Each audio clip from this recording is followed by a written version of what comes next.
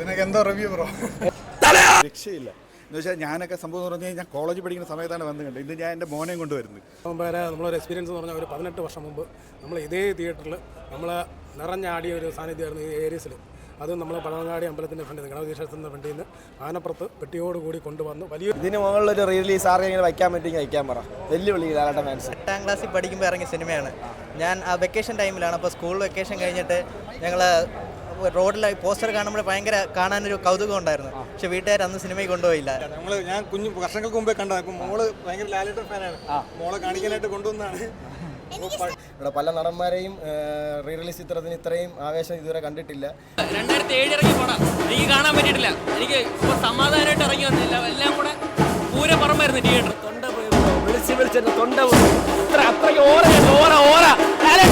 അങ്ങനെ അൻവർ റഷീദ് സംവിധാനം ചെയ്ത് മോഹൻലാൽ എത്തിയ ചോട്ടാ മുംബൈ 2007 റിലീസായ ചിത്രം ഇന്ന് 18 വർഷങ്ങൾക്ക് ശേഷം 4K റീമാസ്റ്റർ വിഷയം റിലീസ് വന്നിരിക്കുകയാണ്. അപ്പോൾ ഈ സിനിമ എങ്ങനെയാണെന്ന് ചോദിക്കേണ്ട ഏതൊരു ആവശ്യമില്ല. പക്ഷേ സിനിമ കണ്ട ഒരു എക്സ്പീരിയൻസ്, സിനിമ അടിച്ച് പൊളിച്ചോ എന്ന് സിനിമയുടെ പ്രശ്നം ചോദിച്ചു നോക്കാം.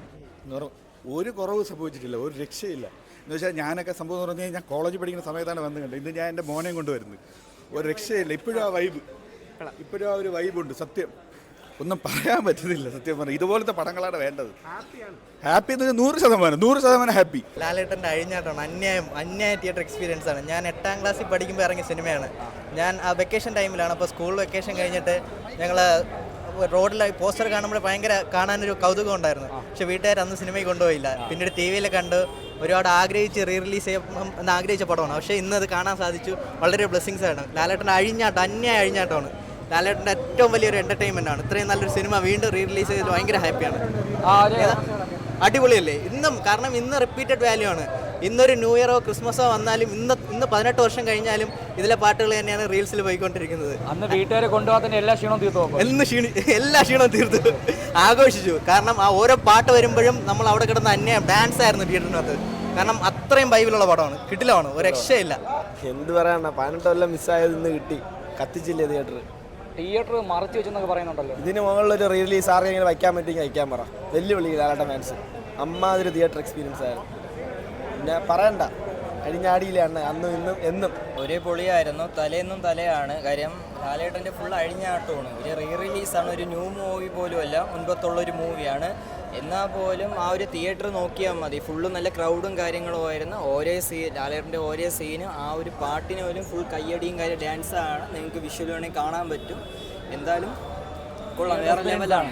നല്ല എക്സ്പീരിയൻസ് ആണ്. അതിലൊരു പടം ഇറങ്ങിയ സമയത്ത് കാണാൻ പറ്റിയിട്ടില്ല. പക്ഷെ അത് ഇന്നത്തോടെ തീർത്ത് ആ ഒരു ഡ്രീം ഇന്നത്തോടെ തീർത്ത് നൈസ് ആയിരുന്നു. പഴയ എക്സ്പീരിയൻസ് ഫുൾ ആയിട്ട്. സിനിമ തിയേറ്റർ കാണാൻ പറ്റിയിട്ടുണ്ടോ അല്ല ആദ്യമാണോ? ഞാൻ ഈ സിനിമ തിയേറ്റർ ഫസ്റ്റ് ടൈമാണ് കാണുന്നത്. അങ്ങനെ ഒരു ഓളമൊക്കെ എങ്ങനെയുണ്ട്? അടിപൊളിയായിരുന്നു. ഒരു രക്ഷയില്ല. ഞാൻ വർഷങ്ങൾക്ക് മുമ്പേ കണ്ടതാണ്. അപ്പം മോള് ഭയങ്കര ലാലേട്ടൻ ഫാനാണ്. മോളെ കാണിക്കാനായിട്ട് കൊണ്ടുവന്നതാണ്. ഇഷ്ടപ്പെട്ടോ? എങ്ങനെയുണ്ട് തിയേറ്ററിനകത്തുള്ള ഒരു ആഘോഷമൊക്കെ എങ്ങനെയുണ്ട്?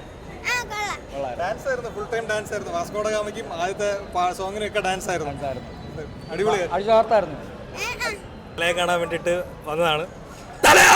പനി വെച്ച് വന്നിട്ട് എങ്ങനെയുണ്ട്? ആ ഒരു എക്സ്പീരിയൻസ് എങ്ങനെയുണ്ട്? 4Kയിലും ഒരു രക്ഷയല്ല. വിഷയം ലാലേട്ടനെ ഇങ്ങനെ ചോടമുമ്പേ നമ്മൾ ടി വിയിലും ഫോണിലും എല്ലാം കണ്ടിട്ടുണ്ട്. അപ്പോൾ സ്ക്രീനിൽ ഒന്നുകൂടെ ചോട്ടമുമ്പേ കാണാൻ പറ്റിയത് ഭയങ്കര സന്തോഷം. എല്ലാം അടിപൊളിയായിട്ടുണ്ട്. എല്ലാം പൊളിയാണ്. ഇതിനൊക്കെ എന്താ റിവ്യൂ ബ്രോ? എക്സ്പീരിയൻസ് എങ്ങനെയുണ്ട് ബ്രോ കണ്ടതിൻ്റെ? രക്ഷയില്ല. പല മ്യൂസിക് എന്താണ് പറയുന്നത്, മ്യൂസിക്കിൻ്റെ ഒരു ക്വാളിറ്റി ഇപ്പോൾ കുറച്ചുകൂടെ അറിയാൻ പറ്റി. ഈ അറ്റ്മോക്സ് മിക്സ് ചെയ്ത് വന്നുകൊണ്ടായിരിക്കും അതിൻ്റെ ഒരു കണ്ടപ്പോൾ എങ്ങനെയുണ്ട് ഒരു ഓളമൊക്കെ?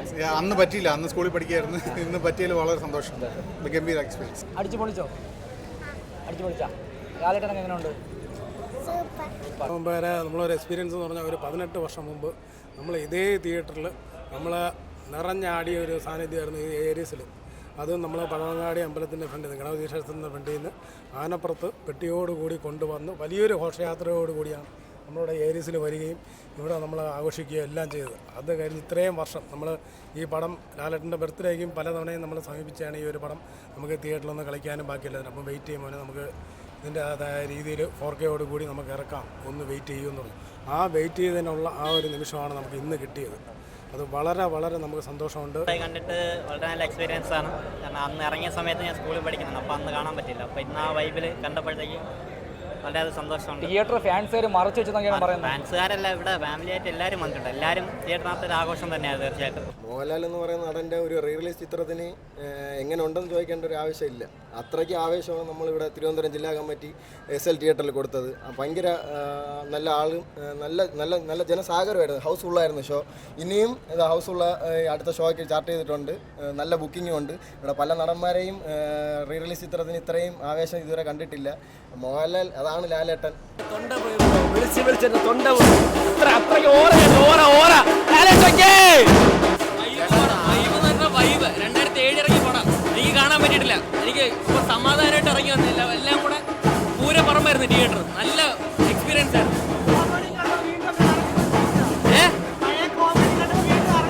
എല്ലാവരും എല്ലാം നല്ല എക്സ്പീരിയൻസ് ആയിരുന്നു. കിടിലായിരുന്നു.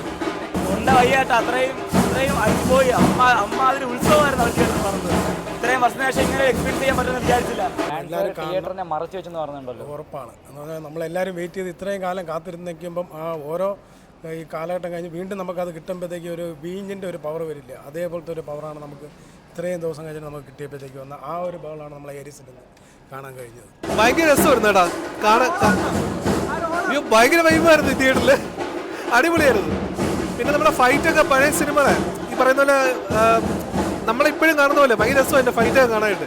ഭയങ്കര വൈബായിരുന്നു കേട്ടോ തിയേറ്ററിൽ.